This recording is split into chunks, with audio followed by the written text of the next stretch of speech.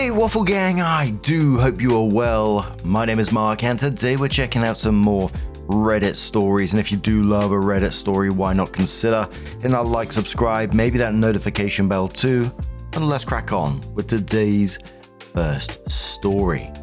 Much love, guys. Now, a new update is just dropped on a story that we covered from about a year ago.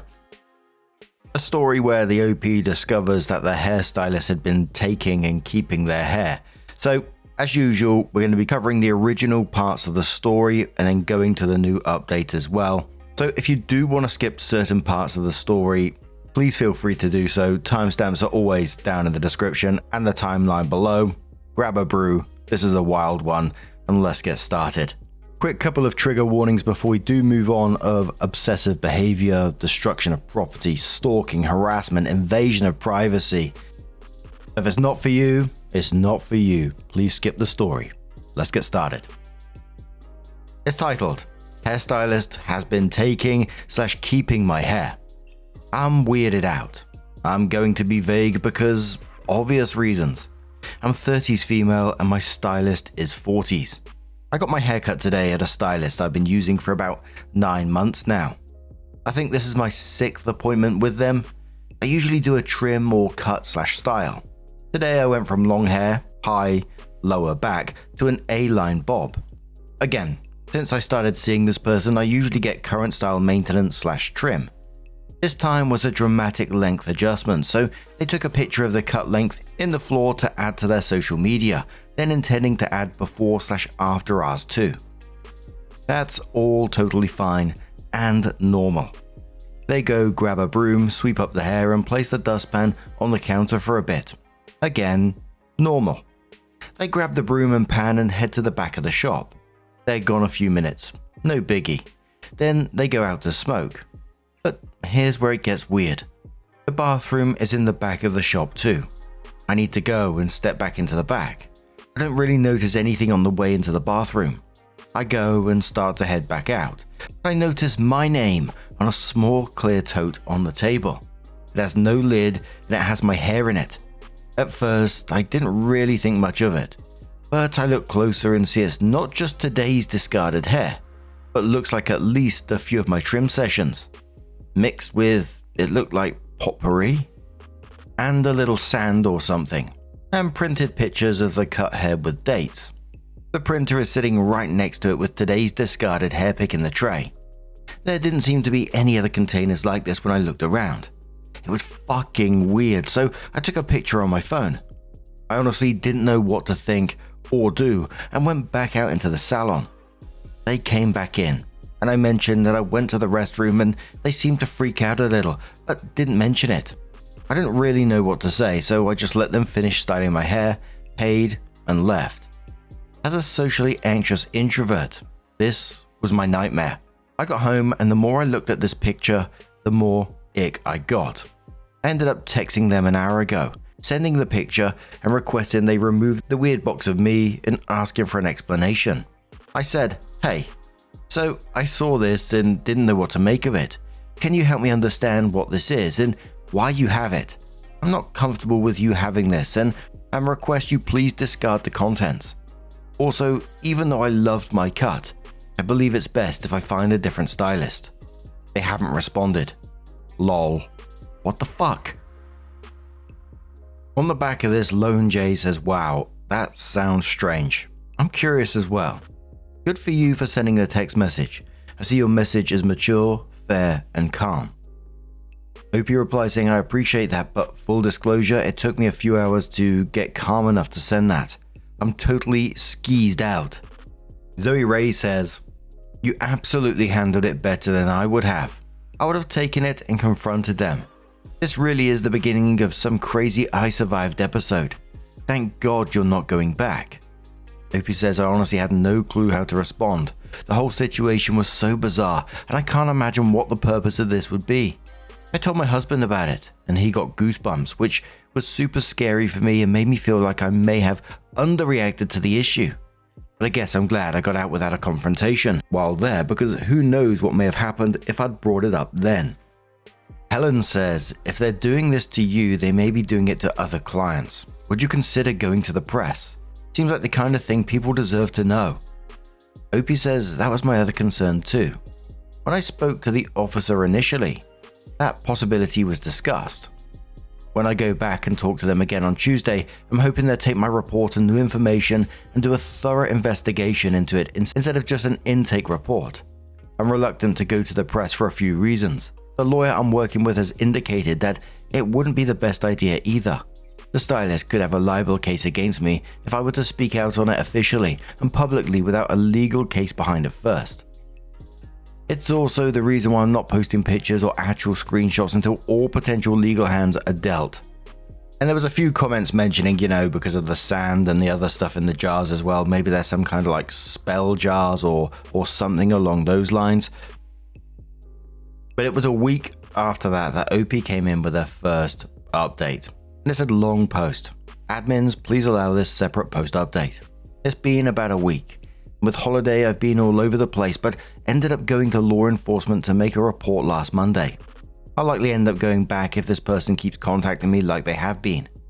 I'll give a little timeline. Last Saturday, haircut and discovered the weird tub full of my hair.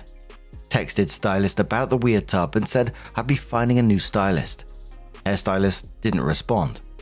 This is where I left off in the last post. A lot has happened since then. Sunday, I woke up to a bunch of texts from the stylist. It woke me up because even though I have Do Not Disturb on my phone, I have a setting that overrides that if there are repeated contact attempts over 3, in case of emergencies. Here's what I got, copied and pasted. 3:49 AM. I don't recommend going to a different stylist because this is not a big deal. Small towns and people talk, and you may not find anyone that will take you after this, so I'd reconsider. I don't like threats.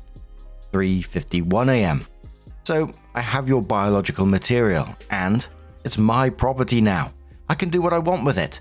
I kept it because I can, and it means a lot to me. 3:54 AM. Why you send the pic? I know what it looks like. It's mine. 4 AM. You need to respond to me because I think it's a misunderstanding about what this is. It's no big deal, and you saying you're switching stylists has me triggered. I do good work. You said so. 4:04 AM. I also charge a $350 client separation fee, so yeah, you can't just say you're switching stylists with more consequences. And I know you said you already tried a few people before me. There's not many beauty people in the area. 4:11 AM. Asking for an explanation for a stylist having hair in a salon is crazy. Where else would you find hair at? I didn't do nothing wrong. But I will get rid of it if you're going to cry about it.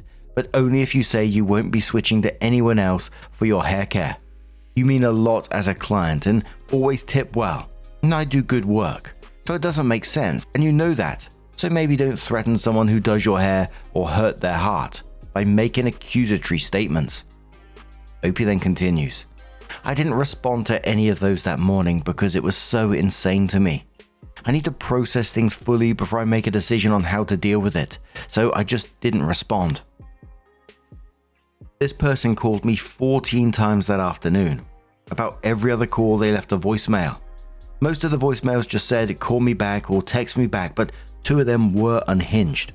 I'm going to paraphrase, but the gist of the first one was, and it sounds like they're crying, call me back, I'm getting scared. You won't come back to me for your hair, for real. I just like how your hair feels. That's why I kept it. Call me. The second unhinged message was left Sunday night at 11:38 PM. And it said, I got rid of it except for one lock. I found out I like watching your hair burn more than I like keeping it. I didn't respond to any of those messages, calls, or texts. The whole thing had me freaked out now. I decided by that time I was taking Monday off work to go to the police. Even if they couldn't do anything, I wanted a filed report of the weirdness. I woke up Monday to an email from the stylist with an invoice of $375 for client breach of contract fee as the chargeable line item. Again, copy and pasting here. The email body was just for being a bitch. It was sent from their business email too, so they're really doing everything they can to ruin themselves. Even if I had a contract with this nutter, which I don't, the original amount was for $350. They can't even get their extortion fees right. I did email them back stating that we had no contact and to cease all further communication with me from this point forward. I got ready and started heading to the police station around 9:45 Monday morning. I live in a rural area, so there are portions of my drive to and from our main town that doesn't have cell reception. When I finally got to town, I had 4 voicemails. I knew immediately who they were from. I talked to one of the officers on staff. They took my statement, a copy of the email, asked me to forward all texts and screenshots of the numbers of calls. They said, at the least, the calls and texts could be considered menacing and harassment, but the voicemail where they mentioned how they liked burning my hair was potentially concerning. The officer advised I contact a legal representative in case this person tries to take the bogus invoice to a civil suit court, and they said I'm welcome to change my number, but having the piling evidence if they continue to contact me after I explicitly told them not to in the email would only help me. I reached out to a lawyer Tuesday and left a detailed message regarding the situation. They are apparently out of the office until next Wednesday for the holiday, so we'll see if they have any advice. I've since received many texts and calls from the stylist. They sent a happy Thanksgiving text on Thursday morning as well. Regardless, they're going to give me a lot of evidentiary material to work with, but I'm so unsettled. I can't wait to hear from the lawyer this week. In the comments on that post, it was a week later though, OP updated within the comments, a mini update, and said, I woke up to new comments and requests for updates. Firstly, I am okay and safe for now.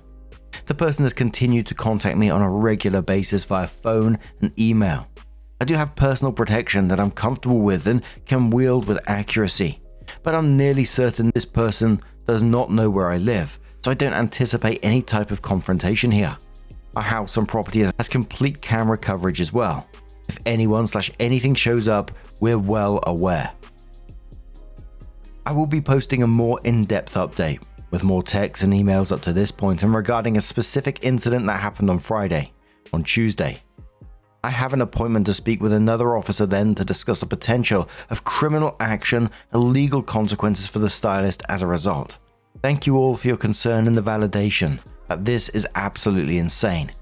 I'll leave you with a text from this past week. One I think you'll all enjoy, question, use for a model of how not to make friends. Once again, copied and pasted. 5:12 a.m.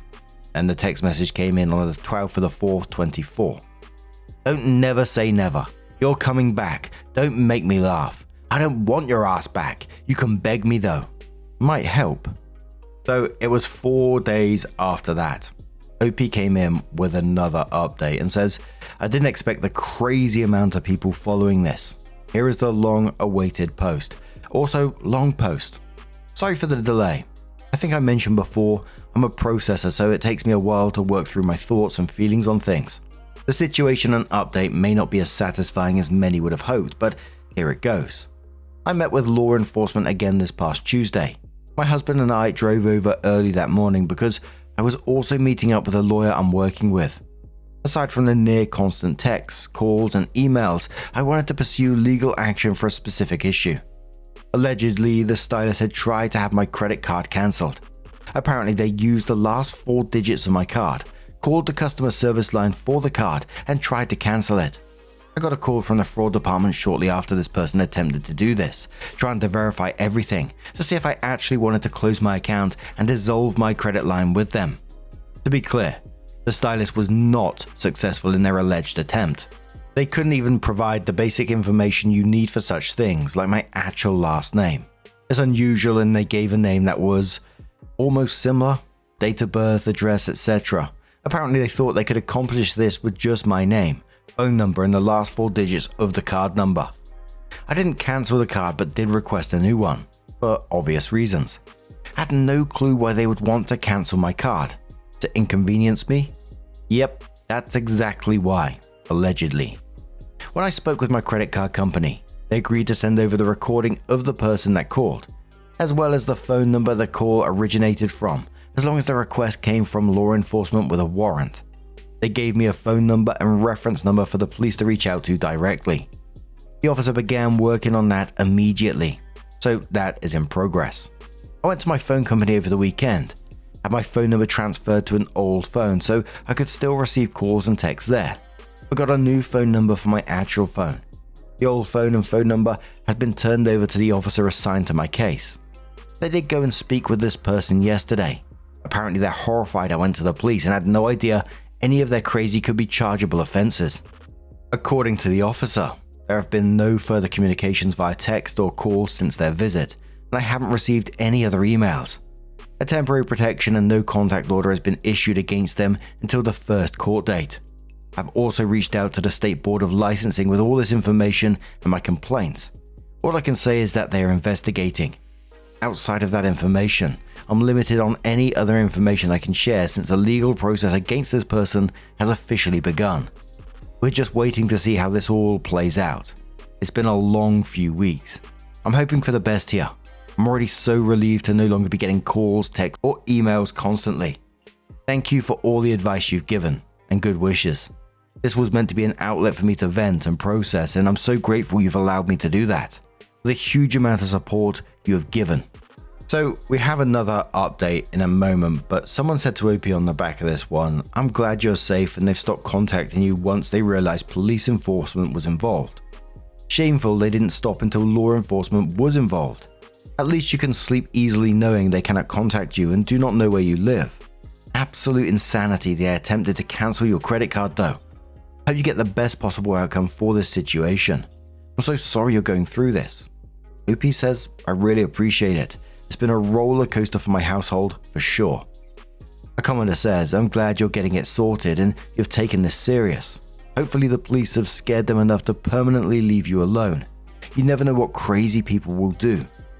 OP says the officer implied that this person was legitimately Pikachu'd face when they showed up, and the lack of further contact indicates that they really didn't have a clue that they were breaking the law. Another commenter says, people amaze me with how much crazy they think they can get away with. I'm so glad you're doing everything the right way. OP says my lawyer has been critical in making sure I'm protected legally and physically. I'm starting to think this person was one of those who uses escalation to get their way, or intimidating people into doing what they want them to do. This time, it backfired. And I can remember being shocked the first time around when we was reading this, going from that's a weird situation with it, keeping the hair to it just escalating and escalating, the client separation fee, the voicemail about burning your hair and enjoying it, which was like some serial killer shit, right? And just almost sounds like they've completely lost touch with reality. And it sounded up to this point that OP was dealing with it in the best way possible, just not engaging with that kind of shit, documenting everything, getting all the legal stuff done. And that person absolutely needs to lose their license, although, that's potential for them to escalate more, but they have no business being in close proximity with people like that when they're acting like this. But it was over a year later, 13 months from the previous update, that OP comes in again and says, I'm unsure how satisfying or inflammatory this will be, but I've received tons of comments, DMs, and overall requests for an update. Fair warning, this will be long, TLDR at the bottom. I've been reluctant to revisit any of this for a few reasons, all selfish. In general, none of what happened over that last year or so was fun. There was a legal process in which I was granted a 1-year restraining order against the stylist. This process took a while to get to court and be heard with continuations for various reasons. But here is the gist of what happened. The stylist showed up to all of the court proceedings, had a variety of allegedly fabricated evidence to show the court that I was the one harassing them. They had supposed screenshots of text from my number threatening to harm them, calling them names, threatening to show up at their business and burn it down. The issue with this evidence? The phone number the texts were coming from was on a phone that was in possession of the officer on my case. I'd already gotten a new phone number by the time these texts were being sent. The officer had a certified readout of the phone's activity while in his position, and no calls or texts were outgoing after I surrendered that phone. There were none. The stylist seemed very surprised by that information. I don't think they ever considered that I might get a new phone or number. The stylist implied that I had someone else do it, or that I spoofed it from my number and tried to demand my new number as part of the discovery of evidence. That was not granted. I did have to have law enforcement do another certified review of my current phone, and to protect us further, my husband's phone as well, showing that I or anyone I was in contact with had not downloaded any spoofing software to use against this person or attempted to contact them. That felt icky, but was necessary and also very validating. They did have a lawyer, but the lawyer seemed very cowed. I really believe the representation was not confident in their case, especially with the texts and calls this person was said to have received. The tone, grammar, and language used in those communications were not native to the way I speak or text. I hate text speak and rarely use it, especially with anyone I'm not intimately familiar with. The evidence they presented with the text was riddled with it. I do use slang bestie, but if I don't know you well, you're getting my customer service communications. All that to say, whomever was sending those texts were not me. I don't care to speculate about who did send them, but they read like bad cop dramas. Ultimately, the bench trial was in my favor. The stylist was given no contact with a 1-year restraining order, ordered to pay all my legal fees and a small monetary amount. To date, that has not been settled. On to the aftermath. A few weeks go by and things took a turn.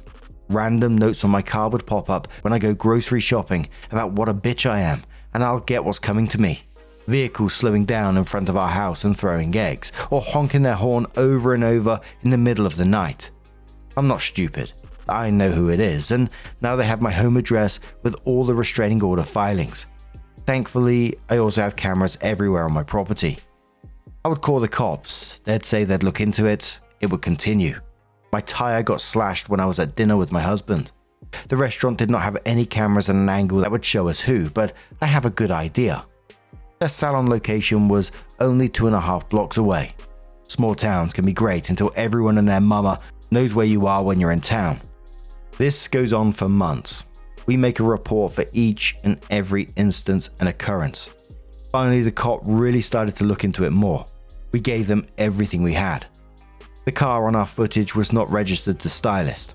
When the cops went knocking at the owner's house, they claimed they were paid to go piss off this bitch by Stylist, but thought it was a prank situation.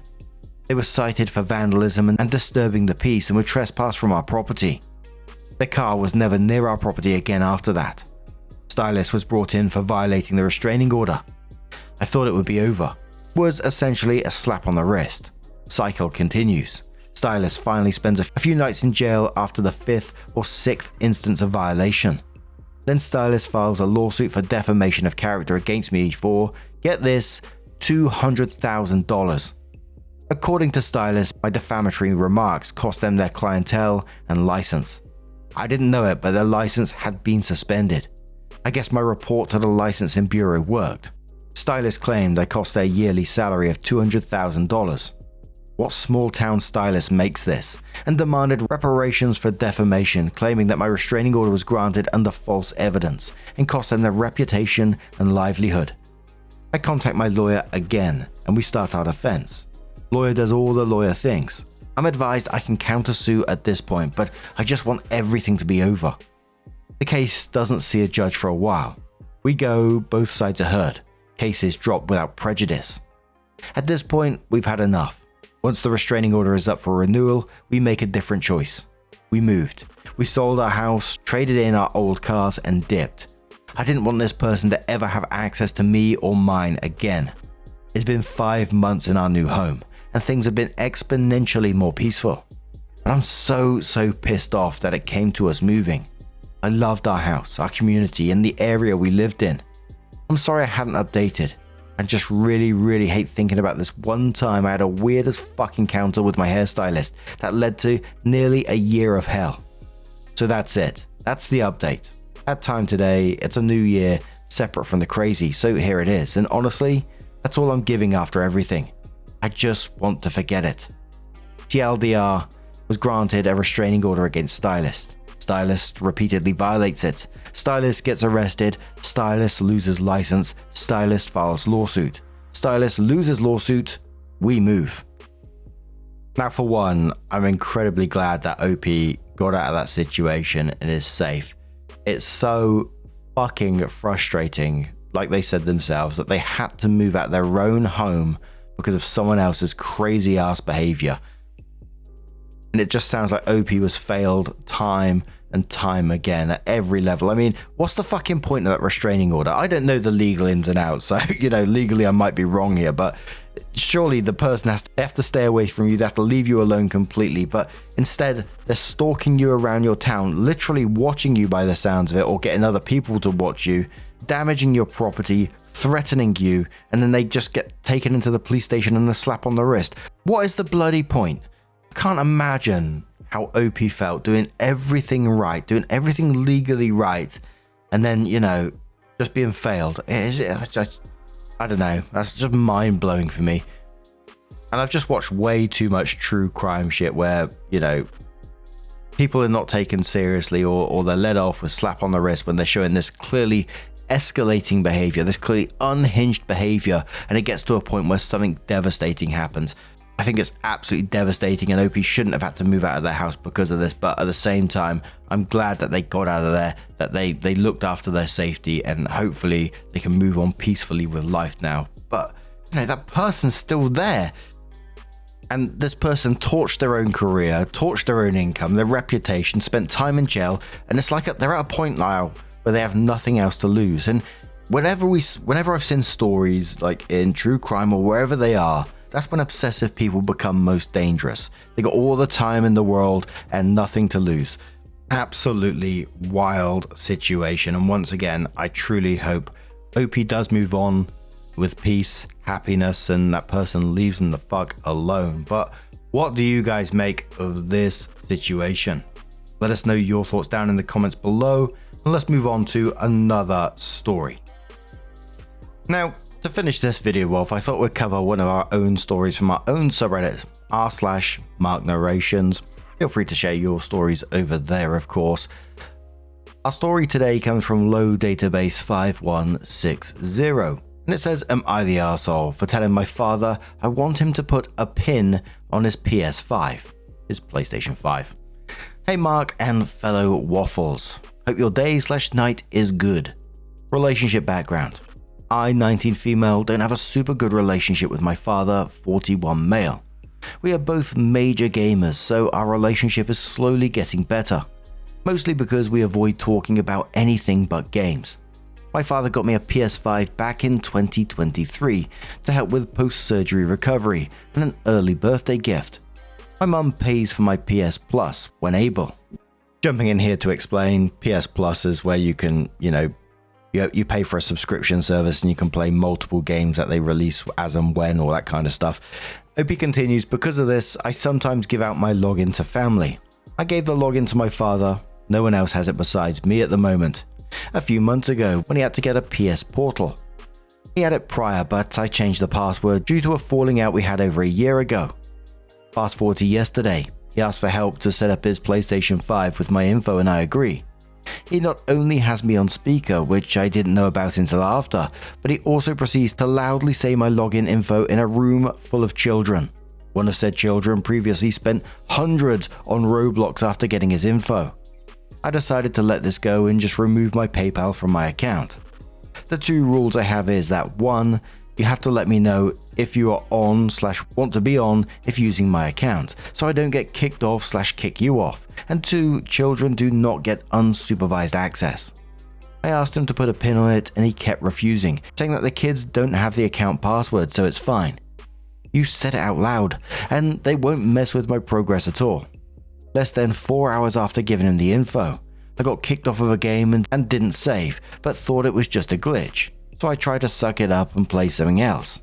I proceeded to get kicked off my game again because one of the children logged into my account and he wasn't watching them/didn't stop them. It was neon white and I was struggling a bit and I was about to get a sub 20 on a level in Chap 8. I haven't played that game, so I can't really help you with that. But I'm assuming OP was doing good. OP continues, "I went to sleep upset and sent this text today. So I thought about it, and I would like it if you put a login pin on your PS for my account. You'll still have access to those games, and the children don't need access to my account. Because I downplayed it last night, but I was in the middle of a run and was going for a record with my best timing, and that completely destroyed my progress. That can't happen again, especially because some of the games I play don't have autosave/can't save between runs. Ender Lilies, Neon White, Hollow Knight, etc. It'd be different if you only used it, but you aren't. All I ask is that you add a pin and don't tell anybody said pin. No one needs to know it but you. My father is a parents knows best / disrespect is what I say it is type, and I feel bad for being rude, especially because he already said he didn't want to add a pin, and maybe I'm being too overprotective of my stuff. But I don't know. I know this is minor, and I know I sound like / am a pushover, but I'm recovering from surgery from June, still in pain and tired of the problems and arguing. So am I the arsehole for telling my father to put a pin on his PS5? Edit, my father had his own account and let my younger bro use it and something happened. We can't access / log in. He had about $200 to $300 worth of games on his account, and I own those same games. As always, I know it's very easy for me to say this kind of thing, setting boundaries with families can be difficult for people. I know a lot of people say, no, I could do it easily, but for others, it can be difficult. So before what I'm going to say, I know it's not easy, but you're absolutely not the arsehole in the situation, and I hope you know that, because in some ways you're being almost too accommodating here. I mean, you own the account for one, that's it. It's your PS5, your mum pays for the PS Plus, it's yours. And you set 2 reasonable boundaries here. All you wanted was a heads up before logging in and no unsupervised kid access. That's absolutely reasonable, right? And I'm going to assume he's just being like this because, I'm the dad. I know best kind of thing. But what happened was the kids got on without permission and you lost your progress twice. Your solution to this is just add a pin and that's problem solved. Again, perfectly reasonable. And the fact that your dad refuses that while his kids are actively disrupting your gaming and potentially your purchases as well, hence the PayPal removal, tells you everything that you need to know really about his respect for your boundaries. And I think in the end, it all comes down to this isn't about the pin really, it's just about him not wanting to be told what to do by his 19-year-old daughter, even when she's right. That's more of an ego problem, I think. Hold the line, my fellow waffle. You deserve better. But Visible says change your password, kick him off, do not give it to him again. He can get his own account and cope. OP said, I want this as a last resort simply because 3 of the kids are my younger sibs. He has 9 bio kids, 10 kids total. I own hundreds of games and a lot of them is family, 2+ player games. For him to even get 1/16 of games I own, he would need to spend about 1k. He can't afford that right now and it wouldn't be fair for my sibs. Usual Stranger says, tell him he has no choice. If he still moans, just outright tell him to create his own account because you are not risking someone deleting your games or buying £60 plus games with your mum's money. You said she pays for subscription, so her details will be on your account because any child can buy a game with just a click of a button, and with no pin, you can't stop them. Tell this to your mum. OP came in at some point and just added like a 1-line update and said he agreed to put a pin as long as I walk him through it. Thanks for all the advice. Bloody hell. OP also came rocking in with a pet tax as well. Good on you. On the left we have, in the black and white, we have Lemmy, and the brown cat is called Coffee. Lovely names, and they look very comfy as well. But now I'm going to turn this one to you guys. What do you guys make of this situation? How would you deal with it if it was you? Let us know your thoughts down in the comments below. And just a huge thank you for being here today, getting involved in the stories, your love, your support, your time. It always means the absolute world to me. So thank you so much for being here. Truly, it's absolutely amazing. And hopefully I'll see you in the next one. Take care and much love.